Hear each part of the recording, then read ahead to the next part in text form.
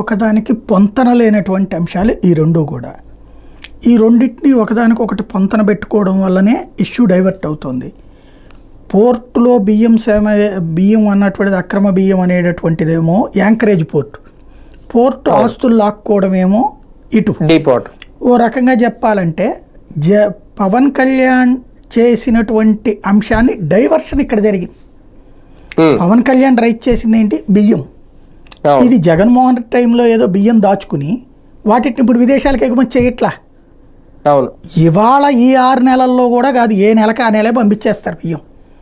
అంటే ఈ ప్రభుత్వం వచ్చాక కూడా రేషన్ బియ్యం మామూలుగానే అక్రమ రవాణా జరిగిపోతుంది.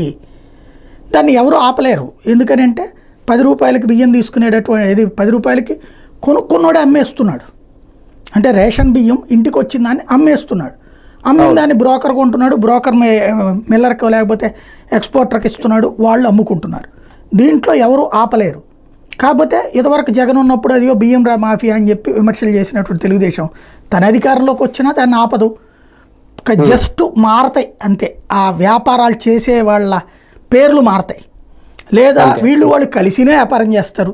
వైసీపీ వాళ్ళు ఉంటారు, తెలుగుదేశం వాళ్ళు ఉంటారు. 60-40 వాటా పంచుకుంటారు. తెలుగుదేశం అధికారంలో ఉన్నప్పుడు వైసీపీ వాళ్ళకి 40 ఇస్తే, వైసీపీ అధికారంలో ఉన్నప్పుడు తెలుగుదేశం వాళ్ళకి 40 ఇస్తారు. ఎందుకని? ఈ ఇతర దేశాల్లో కొనేవాళ్ళు